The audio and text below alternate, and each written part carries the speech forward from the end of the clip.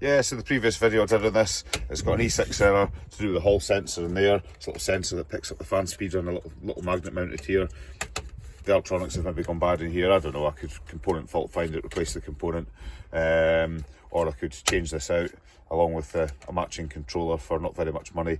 But it's the mid to the end of January. I just need this up and running. I'm going to repair this and repurpose this, but now's not the time for trial and error because I'm having to pay for hotels when I could be pocketing that money that I'm charging. So I've bought the Maxspeedingrods one, which hopefully is a bit of an upgrade. Probably not in performance but functionality, and this is probably why you're watching this video. We're going to do a quick swap out, so we'll unbox the new one, have a quick look, compare some bits and bobs there, and then swap them over. And it's super simple because there's basically the heater, the controller and the fuel pump to swap over, maybe a fuel filter as well perhaps, and rerunning some fuel line and some cables. So very easy though.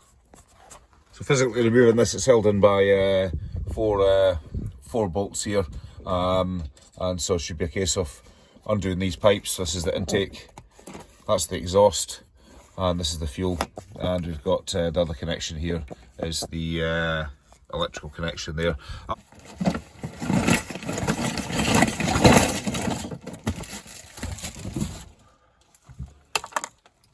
Time.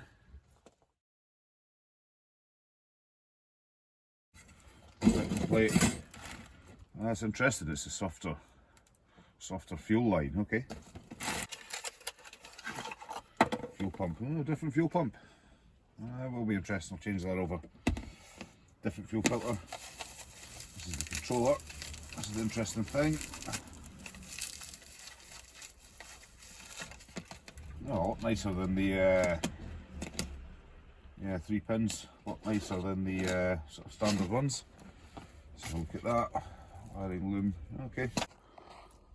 Physically side by side, yeah, it's the same casting, because it's they're all a clone really of the German ones. So the glow plugs, common components, sort of temperature sensors, things like that. Again, common components. You know, even the fan design is the same. So it's really just the electronics which is different, and some of the ancillaries are different, like the fuel delivery system. You know, the lines in the pump and filter. So apart from that, yeah, fairly standard. And we know that this works well. So yeah, just as I thought, the physical form factor is the same.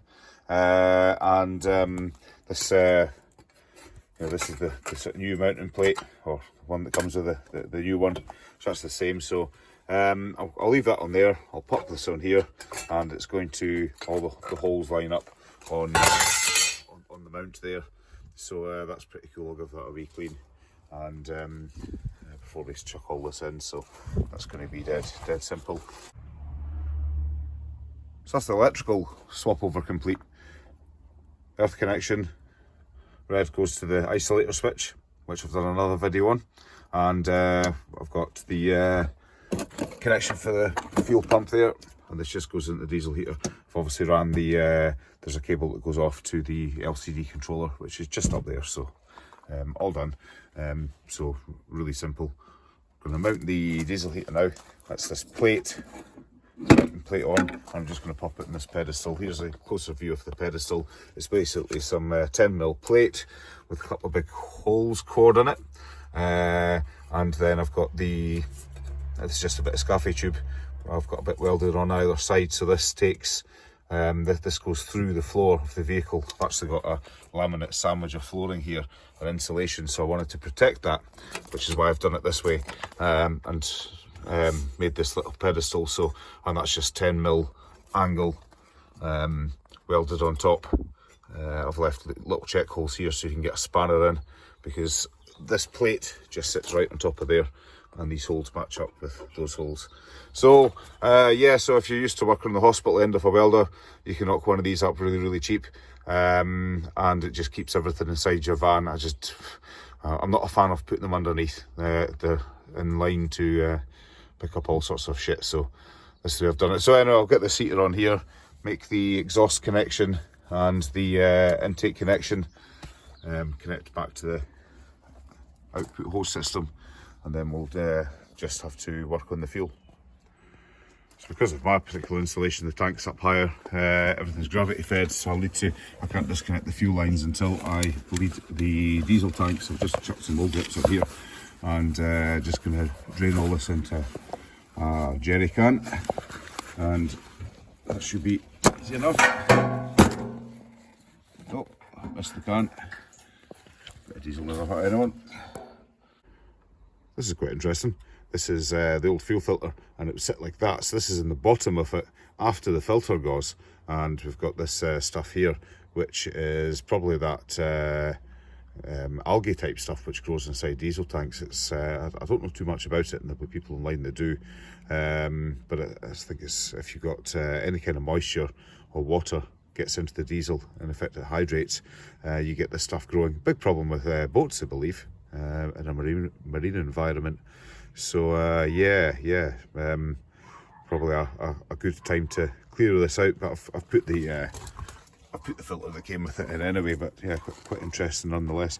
Incidentally, a good way to check if you've got water in your diesel, particularly if you buy some stolen diesel, jerry can of stolen diesel of somebody, and it might have been sitting around, and you've had some diesel sitting around, is you on a hot day chuck it over a hot bit of metal, and if it evaporates there's not much diesel left.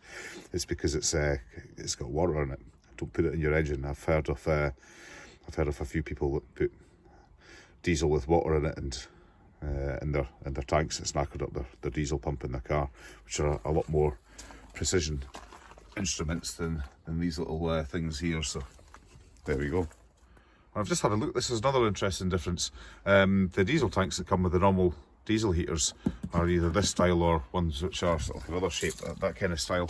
The problem I've had with this, most of the caps are the same. The problem I've had with this is this black rubber seal actually starts coming out and works its way up the threads. And so you're in the petrol station, you can see that over here it's 3 threads deep. Over here it's out as sort of 2 and then 1, and it's starting to get chewed up. And I noticed that the one that comes with the Maxspeedingrods one, it's just got this single piece rubber seal. So that seems to be like a better idea. I'm not going to swap these tanks over because actually this one I think is 10 litres and this one looks like it's just a 5, 7, something like that. So I'll just leave it in place and use this for something else. So at this particular point, I'm going to leave an extra bit of diesel hose here because it strikes me that it might be useful to put an isolator tap in line in between the tank and the filter here, so that this filter can be taken off and cleaned without me having to drain the tank, and also doing any sort of like wee repairs in the road, like changing over the pump. I'll keep the pump from the old one here because they work the same. It's just a pulse pump, and it will deliver the same volume on every stroke. So yeah, that seems like a quite a useful addition for the future, and fairly sensible to sort of aid maintenance. So that's the diesel delivery system all hooked up. Note how I've brought the feed tube into the bottom of the diesel heater, round the intake tube and away from the exhaust, even though I've got it shielded with this bit of steel pipe. It's just best to keep it away from there because it does get bloody hot. And yeah, we've got the pump, filter, and we're onto the bottom of the tank. The tank's all full again. No more than a gallon wasted. So should be ready to crank up. Isolator on. It talks. Quite noisy actually. So we'll see what's going on. Just the way the case has gone together. Not the best. Yeah, there's not a lot of clearance between the fan and the moulding here. It's not so good. Something's should be making that sound. There we go. That's not sitting square, but close that up. I think that's a bit better. Just wasn't sitting right. So if you hear that noise, muck around with the plastic case. Now that's a handy feature that I do like. So I'm just priming the system, slowly drawing it all through. And on the standard ones, you've got to press and hold the up and down buttons on the controller while it does it. If you let go, it stops priming. So this one, you stick it into prime mode, and you can walk away and come round back and actually see what's happening with your fuel lines, which is really handy, because there's nothing worse than just standing there and you get aboard, but you can't see what's going on. So this is a pretty good feature, I would say. We have heat. Great. I've actually ran this for about an hour. Various heat settings, and yeah, it works fine, no complaints. So that's fine. And it probably took a couple of hours all in. By the time I sort of farted around, made cups of tea, etc. I'll do a video in the next few weeks on its functionality, usability, and what I think of it. I'm going to be in the van quite a bit, so we'll get that done. And yeah, hope you found this useful.